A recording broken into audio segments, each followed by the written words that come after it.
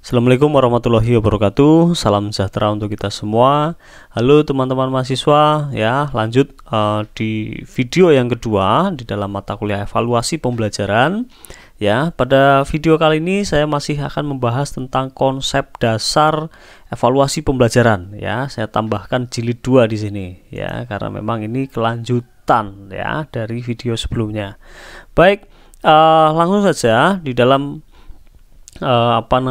video yang kedua ini saya akan membahas terkait dengan untuk siapa evaluasi pembelajaran ini, ya.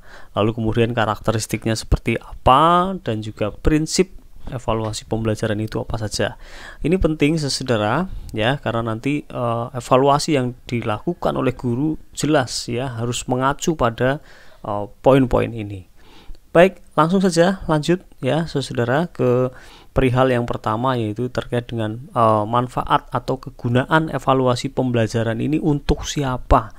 Yang pertama ya saudara, bagi siswa, maka evaluasi pembelajaran itu berguna untuk mengetahui sejauh mana ya siswa tersebut telah berhasil mengikuti pembelajaran yang diberikan oleh guru, ya, untuk juga mengetahui kemampuan dan hasil belajar, ya, puas atau tidak puas kan gitu ya toh.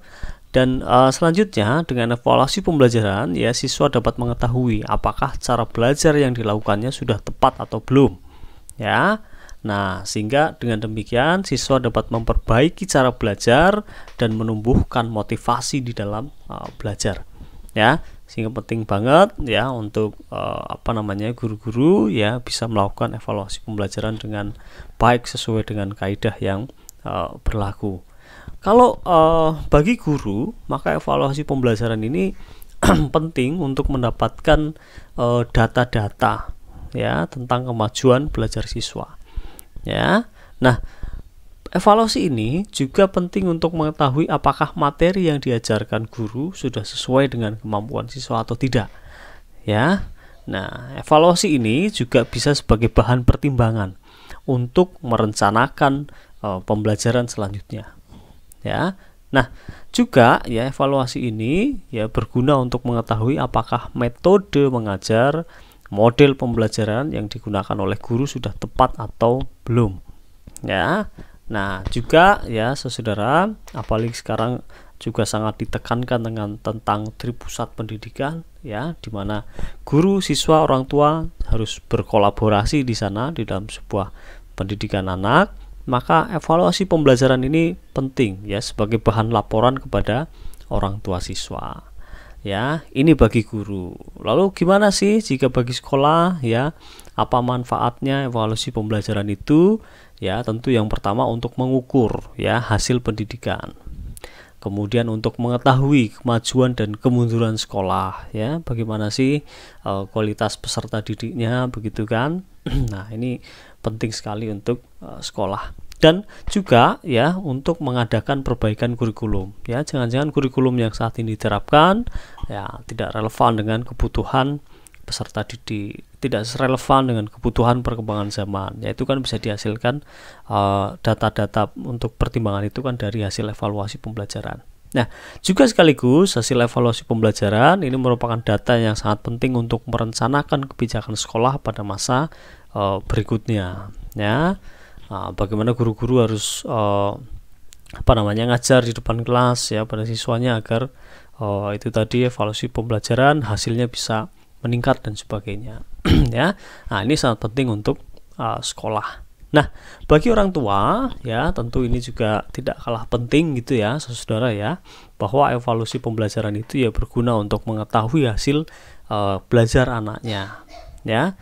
Sehingga ketika dihasilkan data-data itu ya tentu orang tua harus meningkatkan pengawasan dan bimbingan gitu ya, serta bantuan kepada anaknya di dalam belajar, ya. Bisa jadi setelah diperoleh data bahwa prestasi anaknya kurang, nah, orang tua akan memberikan support dalam bentuk bimbingan belajar, memberi support dalam bentuk yaitu tadi memberikan buku-buku yang lebih lengkap lagi, ya toh, atau support yang lain yang bisa meningkatkan prestasi belajar siswa, ya. Nah, data hasil evaluasi pembelajaran ini juga penting ya bagi orang tua untuk mengarahkan pemilihan jurusan atau jenis sekolah ya, atau spesifikasi tertentu yang akan dipilih oleh anaknya ya sebagai bentuk studi lanjutnya. Nah, ini ya saudara ya, sehingga bagi orang tua ini memang sangat penting juga ya, tidak kalah penting ya, kolaborasi tadi saya katakan antara sekolah, guru, orang tua sangat penting ya. Ini tripusat pendidikan ya, dan juga siswa ya tentunya ya, juga tripusat pendidikan yang sangat penting untuk membangun kualitas pendidikan Indonesia yang lebih baik lagi ke depan. Nah, yang juga tidak kalah penting dipahami oleh mahasiswa yaitu terkait dengan apa saja sih karakteristik evaluasi pembelajaran ya, sehingga dengan pemahaman ini nanti mahasiswa bisa melaksanakan evaluasi pembelajaran dengan sesuai dengan kaidah yang benar gitu ya.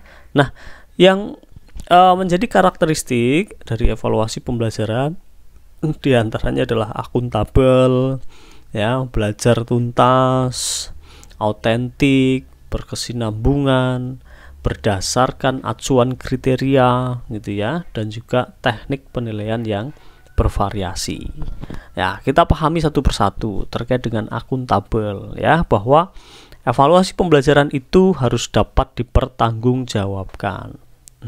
Ya, jangan sampai ya melakukan evaluasi tetapi tidak dapat dipertanggungjawabkan. Misalkan habis tes tetapi kok tidak dikoreksi.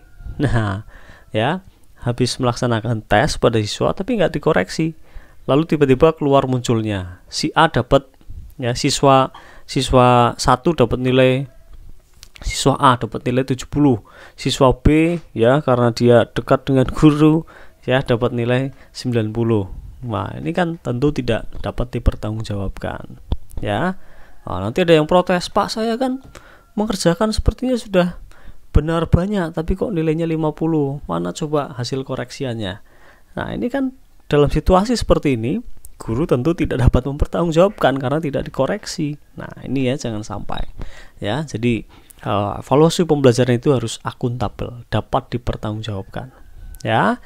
Nah, berikutnya evaluasi pembelajaran itu ya terkait dengan belajar tuntas ya. Siswa dapat belajar apapun dengan syarat kompetensi yang sebelumnya sudah tercapai atau sudah dipelajari. Nah, ini ya. Jadi harus belajar tuntas ya dalam evaluasi pembelajaran itu.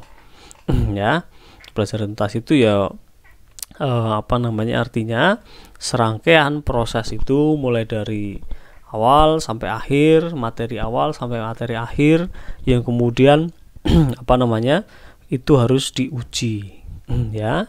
Apakah belajar siswa itu sudah tuntas atau belum? Ya. Nah, kalau tidak diuji, tidak dites gitu ya, ya kita nggak tahu apakah siswa sudah belajar dengan tuntas atau belum gitu ya. Sehingga inilah pentingnya evaluasi pembelajaran ya. Nah, kemudian saudara, evaluasi pembelajaran itu ya harus otentik ya, ini karakteristik yang ketiga gitu ya. Bahwa dalam memandang penilaian dan pembelajaran secara terpadu ya, otentik ya. Artinya saudara, di dalam evaluasi pembelajaran itu ya, maka ini memang juga yang digariskan di dalam kurikulum 2013 ya terkait dengan penilaian otentik. Nanti akan saya sampaikan juga di video yang kesekian gitu ya tentang penilaian otentik ya. Memang harus terpadu bahwa penilaian itu ya tidak hanya dilakukan di terakhir pembelajaran saja melalui tes misalkan, tetapi di dalam proses pembelajarannya ya saudara, itu juga harus ada penilaian yang otentik, penilaian yang asli, penilaian yang nyata yang bisa memotret bagaimana siswa berproses di dalam pembelajaran. Ya, maka guru ya mestinya dalam sebuah proses pembelajaran itu ya dalam keseharian begitu ya, tentu harus selalu memegang yang namanya instrumen penilaian untuk memotret di dalam proses pembelajaran ya, siapa-siapa yang betul-betul serius, betul-betul semangat di dalam belajar ya, penilaian proses ini namanya. Nah, sehingga harus terpadu antara penilaian ya di terakhir dengan proses pembelajaran itu harus terpadu, dipadukan ya. Nah, ini saudara ya, otentik. Nah, berikutnya karakteristik yang keempat yaitu adalah berkesinambungan.